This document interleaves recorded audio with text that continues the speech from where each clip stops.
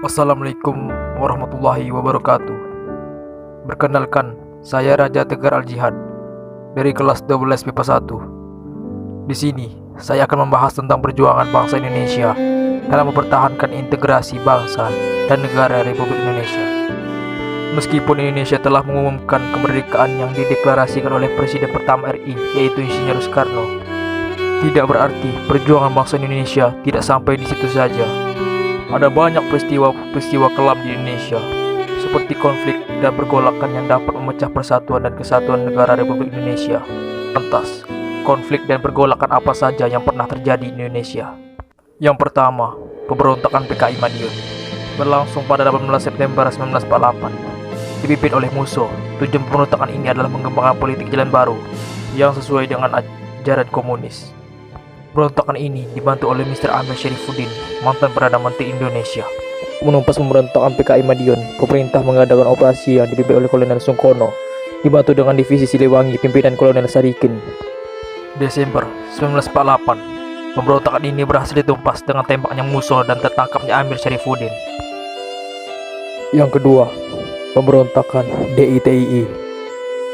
Tujuan pemberontakan ini adalah mendirikan negara Islam di Indonesia.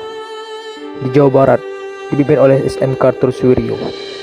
Di Jawa Tengah, dipimpin oleh Amir Fatah. Di Kalimantan Selatan, dipimpin oleh Ibnu Hajar. Di Sulawesi Selatan, dipimpin oleh Kahar Muzakar. Dan di Aceh, dipimpin oleh Daud Beruru.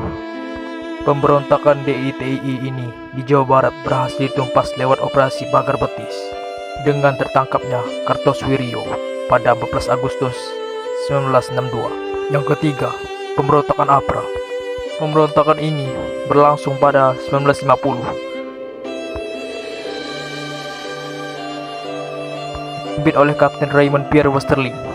Tujuannya adalah mempertahankan kedudukan negara Pasundan. Westerling menggunakan pasukan KNIL yang menolak bergabung dengan tentara APRIS untuk melakukan pemberontakan terhadap pemerintah.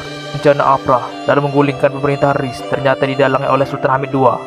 Pemberontakan ini berakhir setelah Sultan Hamid II ditangkap pada 5 April 1950 dan Westerling melarikan diri menuju Singapura. Yang keempat, pemberontakan Andi Aziz. Pemberontakan ini dipimpin oleh Andi Aziz, merupakan mantan ajudan presiden. Kejadian ini berlangsung pada 15 April 1950. Tujuan pemberontakan ini adalah ingin mempertahankan status negara Indonesia, menolak dan mengirim pasukan APRIS ke Sulawesi Selatan. Pemerintah mengadakan operasi militer di bawah pimpinan A.E. Kawilara untuk menyelesaikan pemberontakan Andi Aziz. Kapten Andi Aziz menyerahkan diri. Namun, pertempuran terjadi di Muatasari antara anggota KNIL dan pasukan Siliwangi. Andi Aziz dijatuhi hukuman 14 tahun penjara pada 8 April 1951. Yang kelima, pemberontakan RMS. Pemberontakan ini dipimpin oleh Dr. Somokil. Beliau berhasil menghasut tentara bekas KNIL dan KL untuk melepaskan diri dari pengaruh Republik Indonesia. Bekas Jaksa Agung MIT ini memproklamasikan berdirinya Republik Maluku Selatan pada 25 April 1950. A.E. Kawilara ditunjuk sebagai pimpinan penumpasan pemberontakan pada 1963. Somokil hasil ditangkap dan dijatuhi hukuman mati. Yang keenam, pemberontakan PRRI dan Permesta. Dilatar belakangi ketidakpuasan masyarakat daerah terhadap pemerintahan pusat yang menganggap pembangunan hanya terpusat di Pulau Jawa. Bentukan pada Dewan Daerah pada 1956.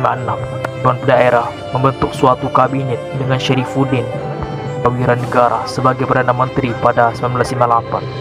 Untuk menumpas gerakan ini, pemerintah melakukan jalan perundingan dan operasi militer seperti Operasi Tegas, Operasi 17 Agustus, dan Operasi Sabta Marga. Dan akhir pemberontakan ini ditumpas pada tahun 1961.